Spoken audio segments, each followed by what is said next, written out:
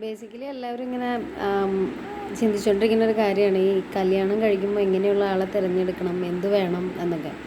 ഇപ്പം അറേഞ്ച്ഡ് മാരേജിൽ എന്താണെന്ന് വെച്ചാൽ നമ്മൾ കല്യാണം കഴിക്കുമ്പോൾ നമ്മുടെ മാത്രം ചോയ്സ് അല്ല, നമ്മളിപ്പോൾ കുറേ കണ്ടീഷൻസൊക്കെ വെച്ചിട്ടുണ്ടാവും. അതുപോലെ നമ്മുടെ കണ്ടീഷനുള്ള ആൾ നമ്മളെ ഇഷ്ടപ്പെടണമെന്നില്ലല്ലോ. ഇനി അയാൾ ഇഷ്ടപ്പെട്ടാൽ അയാളുടെ ഫാമിലി, നമ്മുടെ ഫാമിലി, വകയിലുള്ള അമ്മാവൻ, അമ്മായി, കൂട്ടുകാരൻ, പിന്നെ നമ്മുടെ അപ്പൻ, അമ്മ, അനിയൻ തൊട്ട് ഒരു നീണ്ട ലിസ്റ്റിലുള്ള ആൾക്കാരുണ്ടാവും. അങ്ങോട്ടൊന്ന് പോയി ഇങ്ങോട്ടൊന്ന് പോയി, പിന്നെ എന്തെങ്കിലും ഒരു അമ്മാവനോ അങ്കിളോ ആൻറ്റിയുടെ വായിന്ന് എന്തെങ്കിലും അറിയാണ്ട് വന്നു, അവരുടെ നോട്ടത്തിൽ പ്രശ്നം വന്നു, അങ്ങനെ പല പല പല പല ക്രൈറ്റീരിയാസ് കഴിഞ്ഞ് കല്യാണം കഴിക്കാൻ ചെറിയ ബുദ്ധിമുട്ടാണ്. അതുപോലെ തന്നെ നമ്മൾ ഈ കല്യാണം കഴിക്കാനൊക്കെ വീട്ടുകാരിങ്ങനെ നിർബന്ധിച്ച് വരുന്ന സമയത്ത് നമുക്കിപ്പോൾ പ്രത്യേകിച്ച് അഫെയർ ഇല്ല, അല്ലെങ്കിൽ അഫെയർ നടക്കാത്ത സാഹചര്യമാണെന്നുണ്ടെങ്കിൽ നമ്മൾ ഏതെങ്കിലും മാട്രിമോണിയിലിടും. ഈ മാട്രിമോണിയിലിടുമ്പോഴാണ് നമുക്കൊരു സത്യം മനസ്സിലാവണേ. എന്ത് സത്യം? ഇതുവരെ നമ്മളെ ലൈഫിൽ അച്ചീവ് ചെയ്തതിനൊന്നും വലിയ വിലയില്ല. അത് നമ്മളിടുന്ന പിക്ചർ നോക്കിയിട്ടാണ് ആൾക്കാർ നമ്മൾ ചൂസ് ചെയ്യണേ. തിരിച്ചും അങ്ങനെ തന്നെ.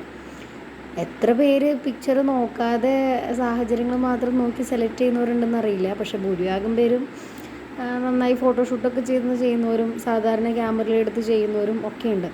അപ്പോൾ നമുക്ക് അപ്പോൾ വരുന്ന പ്രൊപ്പോസൽസ് എന്ന് വെച്ചാൽ ഭൂരിഭാഗം ഫസ്റ്റ് സൈറ്റ് നമ്മുടെ ഫോട്ടോ ഫേസ് എങ്ങനെ ഇരിക്കുന്നു എന്ന് വെച്ചിട്ടായിരിക്കും മിക്ക പ്രൊപ്പോസൽസും വരാം. അപ്പം നമ്മളൊരു കുറച്ചൊക്കെ ഒരു നിരാശയിൽ വരും. നമ്മളുടെ ഒരു താല്പര്യത്തിനനുസരിച്ചുള്ള പ്രൊപ്പോസൽസ് ആയിരിക്കില്ല ചിലപ്പോൾ നമുക്ക് വരാം. അതുപോലെ നമ്മൾ അങ്ങനത്തെ ഇൻട്രസ്റ്റ് കൊടുക്കുന്ന ആൾക്കാർ നമ്മളെ ഇൻട്രസ്റ്റ് ആക്സെപ്റ്റ് ചെയ്യണമെന്നില്ല.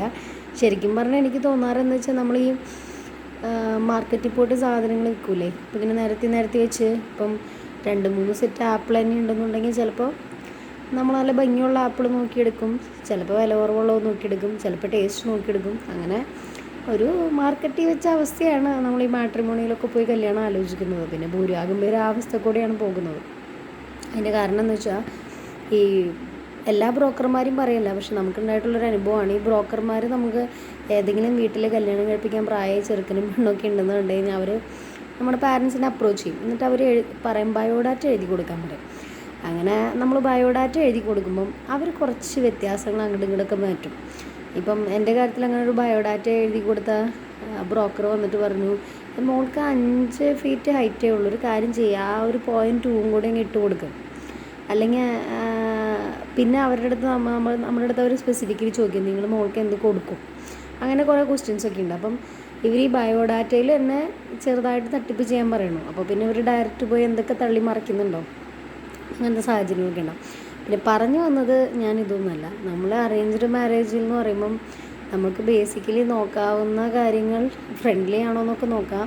പിന്നെ അത്യാവശ്യം സമയം ചോദിക്കാം. ഈ തിരക്കിട്ട് ഓടിപ്പിടിച്ച് കല്യാണം കഴിക്കാതെ കുറച്ച് സമയമെടുത്ത് രണ്ടുപേരും കൂടെ സംസാരിച്ച് മനസ്സിലാക്കി കല്യാണം കഴിക്കണമെങ്കിൽ കുറച്ച് നല്ലതായിരിക്കും. ഇതിപ്പം ഈ ആഴ്ച കണ്ടു, 1 മാസം കഴിഞ്ഞ് ഉറപ്പിക്കൽ, 6-7 ദിവസം കഴിയുമ്പോൾ കല്യാണവും കഴിച്ചിട്ട് പിന്നെ സംസാരിക്കാനിരുന്നിട്ട് വർക്കൗട്ട് ആവില്ല. എന്തുമാത്രം വർക്കൗട്ട് ആവുമെന്ന് അറിയില്ല. അപ്പം മിനിമം ഒരു 3 to 6 months മേടിച്ചിട്ട് നന്നായി പറ്റുമെങ്കിൽ നന്നായിട്ട് മനസ്സിലാക്കുക. അപ്പോൾ വീട്ടുകാരുടെ അടുത്ത് പറയേണ്ട കാര്യം എന്ന് വെച്ചാൽ നമുക്ക് പറ്റുന്നില്ലെങ്കിൽ അത് വേണ്ടെന്ന് വയ്ക്കാം. പക്ഷേ ഈ 3 മാസം കൊണ്ട് നമ്മൾ സംസാരിക്കുമ്പോൾ കുറച്ച് റെസ്ട്രിക്ഷനൊക്കെ വെച്ച് സംസാരിക്കാം. പരമാവധി എനിക്കറിയില്ല, അതൊക്കെ ഡിപ്പെൻഡ്സ് അപ്പോൺ ദിസ് തിങ്. ഞാൻ പറഞ്ഞു വന്നത് ഇതൊന്നുമല്ല.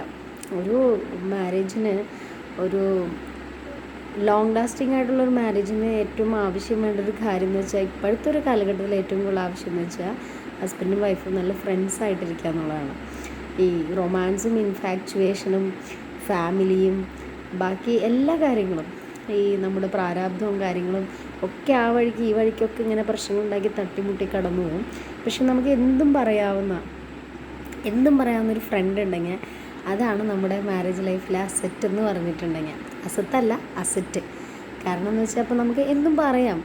ഇപ്പം നമ്മളൊരു കല്യാണം കഴിഞ്ഞ് പോയി കഴിയുമ്പോൾ ഒരു പ്രായം കഴിയുമ്പം എല്ലാവരും അവരുടെ ലൈഫായിട്ട് ഒക്യുപ്പൈഡ് ആയിരിക്കും. അപ്പോൾ നമുക്ക് വേണ്ടി നമ്മുടെ ഫ്രണ്ട്സ് എപ്പോഴും അവൈലബിൾ ആയിരിക്കണമെന്നില്ല. ഈ കുഞ്ഞു കാര്യങ്ങൾ പറയണം, എല്ലാം പറയാനൊക്കെ. അപ്പോൾ നമ്മുടെ പാർട്ട്ണറെ ഒരു നല്ലൊരു ഫ്രണ്ടാക്കി മാറ്റിക്കഴിഞ്ഞാൽ നമുക്ക് നമ്മുടെ എല്ലാ പൊട്ടത്തരവും വിഷമവും ദേഷ്യവും എല്ലാം കൂടെ പറയാം. More than A husband or wife, നമ്മൾ നമ്മുടെ പാർട്ട്ണറെ ഒരു ഫ്രണ്ടാക്കാൻ ശ്രമിക്കുക. അത്തരത്തിന് പറ്റിയ ആളുകളെ കണ്ടുപിടിക്കുക. ദൈവം എല്ലാവരെയും അനുഗ്രഹിക്കട്ടെ.